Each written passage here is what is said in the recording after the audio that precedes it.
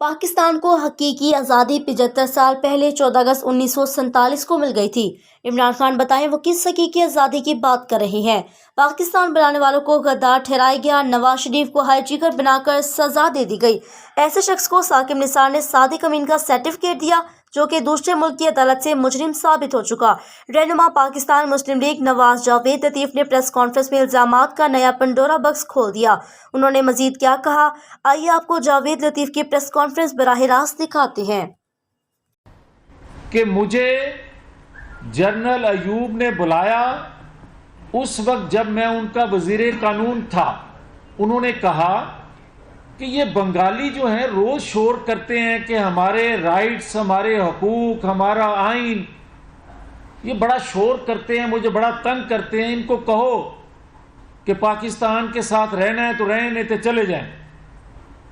और वो कहता है कि मैंने इसी तरह जाके उस वक्त की बंगाली क़यादत को ये कहा तो उस वक्त की बंगाली क़यादत ने मुझे जवाब दिया कि भाई साहब आप हमें ये बता दें जस्टिस मुनीर साहब कि बंगाली की परसेंटेज रेशो पाकिस्तान में क्या है।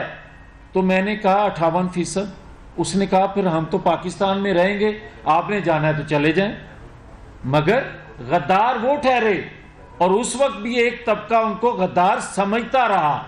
फिर आए एक रंगीले जनरल याया और वो हसैन शहीद सोहरवर्दी और शेख मुजीब को गद्दार कहते रहे, उनके किरदार पर उंगलियां उठाते रहे और वो पाकिस्तान के टूटने का मूजब बने मगर गद्दार ठहरे। हसैन शहीद सोहरवर्दी बद किरदार, करप्ट, चोर, डाकू ठहरे हसैन शहीद सोहरवर्दी। और उस वक्त भी एक तबका जो है वो याया खान को ही मुहिब्बे वतन, बाकिरदार और फरिश्ता नुमा इंसान कहता रहा। बात यहां रुकती नहीं है, इससे बात आगे चलती है। तो पाकिस्तान के दिफा को नाकाबिले तस्खीर बनाने वाला, पाकिस्तान के अंधेरे दूर करने वाले को हाईजैकर बना दिया, सजा दे दी। और उस नवाज शरीफ को उस वक्त भी एक तबका कहता रहा कि जनाब जनरल मुशर्रफ को मारने के लिए 300 लोगों की जान लेने लगा था नवाज शरीफ। उस वक्त भी एक तबका ये बात कहता था और सारी दुनिया ने बाद में माना कि वो बात गलत थी। हाईजैकर जमीन पे त्यारा हाईजैक कैसे कर सकता है? लेकिन उस वक्त भी एक तबका कहता रहा नवाज शरीफ हाईजैकर है। और आज एक ऐसा शख्स जो बात कर रहा है, जो कुछ कह रहा है, वो अपने किरदार के हवाले से जिसको सादक और अमीन, साकिब निसार जैसे लोग सर्टिफिकेट दें, जबकि मेरे जैसे कमजोर ईमान के मुसलमान का ईमान है कि सादक और अमीन अंबिया इकराम के अलावा कोई नहीं हो सकता। मगर इसको सादक और अमीन का सर्टिफिकेट दे दिया गया और ये सादक और अमीन पाकिस्तान से बाहर की एक अदालत से इसके किरदार के हवाले से जो फैसला आ चुका, कोई मानने को एक तबका तैयार ही नहीं है। और एक तबका आज भी चीफ इलेक्शन कमीशन का फैसला आने के बाद कि ये चोर, डाकू, मनी लॉन्डर और गद्दार है। गद्दार किस जुमरे में कि भाई जिन लोगों से आप पैसा लेते रहे हो, जिन्होंने कोई 2-4 लाख, 2-4 हजार नहीं, करोड़ों, अरबों, खरबों रुपया दुनिया की 62 शख्सियात ने, गैर मुल्की कंपनियों ने आपको जो फंडिंग की वो किन मकसद के लिए की थी? और अगर अस्पताल के लिए दिए थे तो ये उससे बड़ा जुर्म है कि आपके बकौल मैंने उस पैसे से सिट्टा खेला। आपके बकौल कि अगर वो अस्पताल को पैसे दिए थे तो आपने पीटीआई के अकाउंट में किस तरह ट्रांसफर किए, اور اگر وہ پی ٹی آئی کو ملے تھے تو پھر آپ یہ بتاؤ کہ ان کا پاکستان کے پرائم منسٹر لگائے جانے سے پہلے تمہیں پیسہ دینے کا مقصد کیا تھا؟ کیا وہ مقاصد تم نے 4 سالوں میں پورے کر کے دکھائے؟ حقیقت ہے کہ دکھائے؟ پاکستان کی معیشت کو ڈبویا، پاکستان میں ڈالر آج جو پھر بہتر ہونا شروع ہوا ہے، روپیہ آج جو پھر بہتر ہونا شروع ہوا ہے، تم پھر کال دے رہے ہو، تم پھر کہہ رہے ہو کہ میں جلسے جلوس کروں گا۔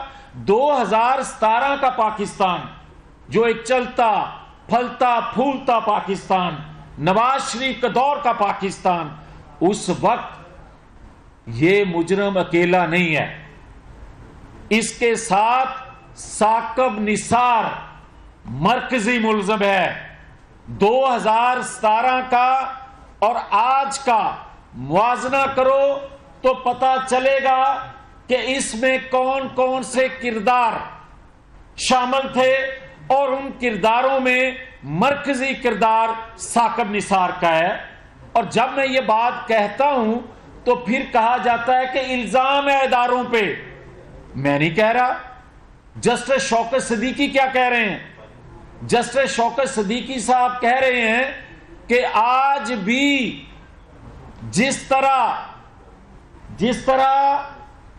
بنتے ہیں پینل، اور میں نہیں کہہ رہا، انتہائی میرے محترم جسٹس فائز عیسیٰ اپنے خط میں کیا کچھ کہہ رہے ہیں، میں نہیں کہہ رہا، دنیا کے جو انفارمیشن ادارے ہیں وہ ہمارے اداروں اور بالخصوص عدلیہ کے بارے میں کیا لکھ رہے ہیں۔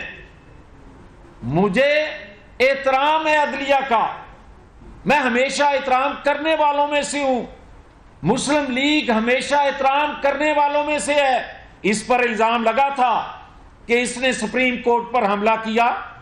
بھائی اگر بغیر اجازت کے لوگ اس وقت داخل ہوئے سپریم کورٹ کی عمارت میں، کچھ شیشے ٹوٹے یا کوئی دروازہ ٹوٹا تو کہا گیا سپریم کورٹ پر حملہ ہے، ایف آئی آر درج ہوئی، مگر جو چند دن پہلے سپریم کورٹ کا دروازہ توڑ کر، دیواریں پھلانگ کے، شیشے توڑ کے داخل ہوا گیا، تو اس کو اگر کہا جائے کہ یہ ان کے جذبات کا اظہار ہے تو پھر کہہ دیں کہ اس وقت بھی جذبات کا اظہار تھا، آج بھی جذبات کا اظہار ہے، اور اگر اس وقت حملہ تھا تو پھر آج بھی حملہ ہے۔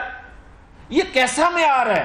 اور پھر مجھے کوئی بتائے کہ شہباز گل نامی ایک شخص اگر وہ جو کچھ باتیں شہداء کے متعلق کہتا رہا اور اس پر ایف آئی آر ہو اور 2 دن کا ریمانڈ ہو، اور میں اگر سمیش کرنے کی بات کروں کہ آپ کسی لیڈر کو دھمکی نہیں دے سکتے، ہم نہیں مانتے اس چیز کو، تو اس کو غداری کے مقدمے میں گرفتار کرو اور 14 دن پورے ریمانڈ کے کرواؤ۔ اور آج میں آپ کو کہنے لگا ہوں کہ رات کو جیل سے مجھے اٹھا کر کون لے کے جاتا تھا اور کہاں کہاں لے کے جاتا تھا، میں اس تکلیف کا ذکر اس لیے نہیں کرتا اور نہ آج کروں گا کہ میں شرمندہ نہیں ہوں۔ میں سینہ تان کے کہتا ہوں کہ اگر سمت درست کرنے کے لیے، اگر آزادی کے مقاصد پورے کرنے کے لیے مجھے 1 دفعہ تو کیا 1000 دفعہ جیل میں ڈال دیا جائے، مگر مقاصد پورے ہو جائیں تو میں نے اپنی زندگی کا مقصد پورا کر لیا۔